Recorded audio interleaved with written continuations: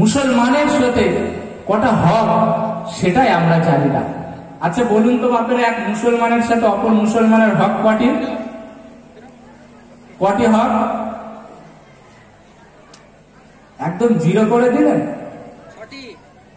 6টি। যুবক আমাদের আব্দুর রহমান বলেছে এক মুসলমানের সাথে অপর মুসলমানের হক হলো 6টি।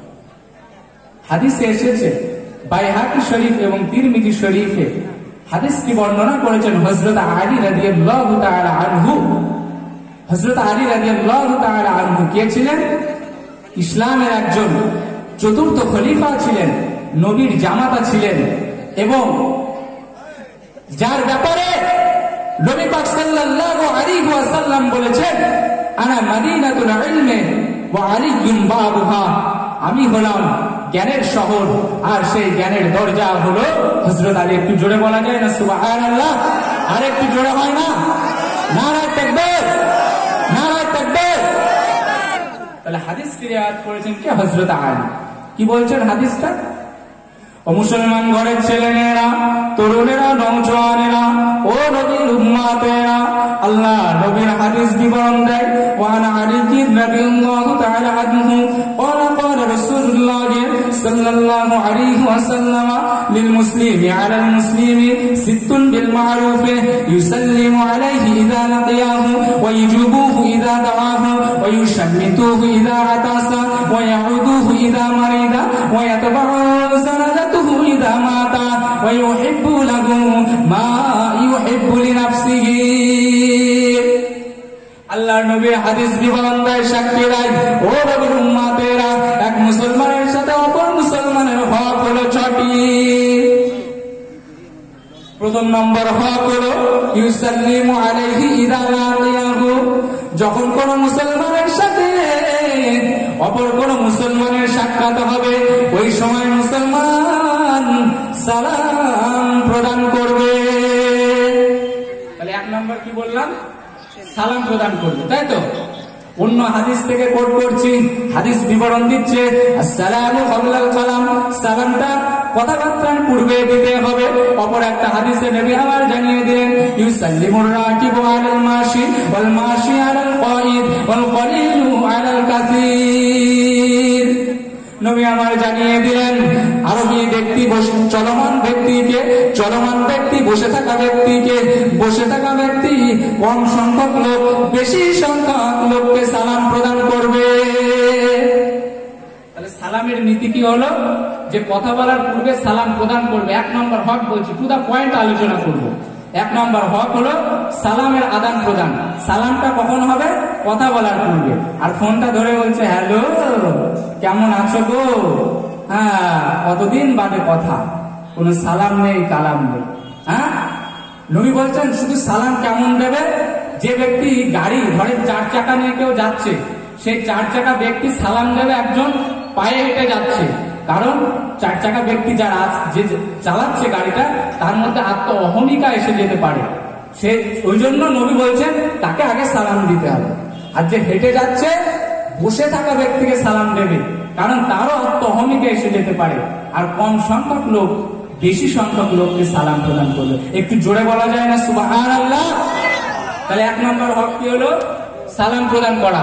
তাহলে দেখা হলে সালাম হবে তো? দেখা সাক্ষাৎ হলে সালাম প্রদান করতে হবে। 2 নম্বর হক হলো ও নবীর উম্মতেরা ওয়াইজুবুহু ইযা দাআহু, যখন কেউ আহ্বান করে তখন তার ডাকে সাড়া দেওয়া। যখন কোন মুসলমান মুমিন মুত্তাকি বান্দারা কোন বিপদে পড়ে, কোন মুসিবতে পড়ে, ওই বিপদের সময় মুসিবতের সময় যদি তোমার কাছে ফরিয়াদ করে, তার বিপদের জন্য আহ্বান করে, ও দুনিয়ার বান্দারা, মধুপুর গ্রামের আগত শ্রোতা বন্ধুরা, মুসলমান ঘরের ছেলেমেয়েরা, তরুণেরা, নওজওয়ানেরা, মুমিন হিসাবে তোমার কর্তব্য হলো ওই ব্যক্তির ডাকে সাড়া দেওয়া। তাহলে 2 নাম্বার হলো কোন ব্যক্তি যখন আহ্বান করে তাকে সাড়া দিতে হবে। 3 নাম্বার রাসূল আমার বললেন ইউশাম্মিতুহু ইযা আতাসা, যখন কোন ব্যক্তির হাঁচি আসবে ওই হাঁচিটা তার জবাব দিতে হবে। আচ্ছা একটা জিনিস খেয়াল করেছেন, যখন কারোর হাঁচি আসে না, একটা এরকম করে কি করে না বাপ? বেয়াদবি নেবেন না। পায়ে হাত ধরে বলে যায়, রাসূল আমার জানিয়ে দিয়ে গেলেন, হাঁচিদাতা যখন হাঁচি দেয় ওই হাঁচির সময় আপনাকে বলতে হবে আলহামদুলিল্লাহ, মানে হলো সমস্ত প্রশংসা আল্লাহর জন্য।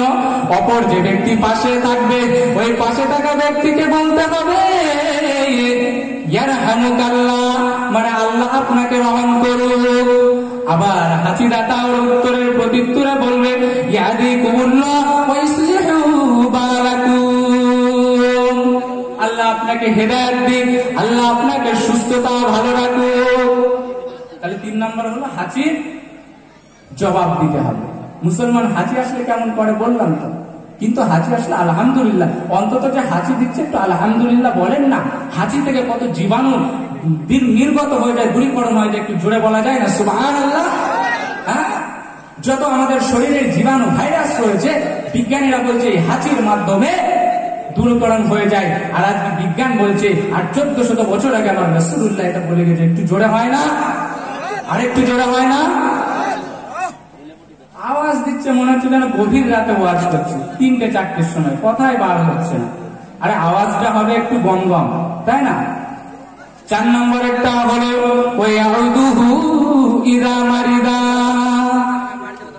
যখন কোন ব্যক্তি অসুস্থ হয়, কোন মুমিন ব্যক্তি ক্যান্সারে আক্রান্ত হয়ে পড়ে রয়েছে, কোন মুমিন ব্যক্তি মুসলমান ব্যক্তি রোগাক্রান্ত হয়ে পড়ে রয়েছে, হসপিটালে শায়িত রয়েছে, বিছানায় সজ্জিত রয়েছে, ও নবীর উম্মতেরা, কোন ব্যক্তি যদি অসুস্থ হয়ে যায় ওই সময় এক মুসলমান আর এক মুসলমানের উপর কর্তব্য হলো আপনাকে ওই মুসলমানকে দেখতে যেতে হবে।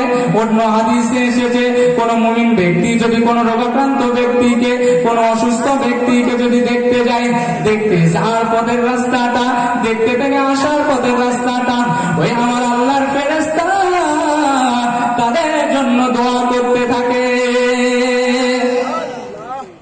তাহলে 4 নম্বর কি হলো? যে রোগাক্রান্ত ব্যক্তি হবে তার কি করা? সেবা শুশ্রূষা করা।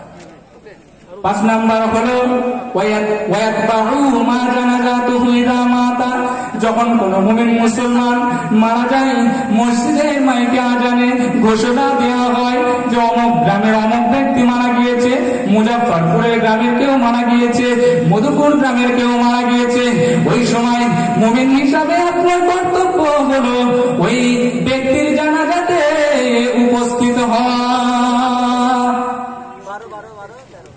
6 নম্বরে হলো ওয়াইহিব্বু লাহু মা ইউহিব্বু লিনাফসিহি, 6 নম্বর হলো নিজের জন্য যেটা পছন্দ করবে অপর মুমিন মুসলমানের জন্য সেটা পছন্দ করবে।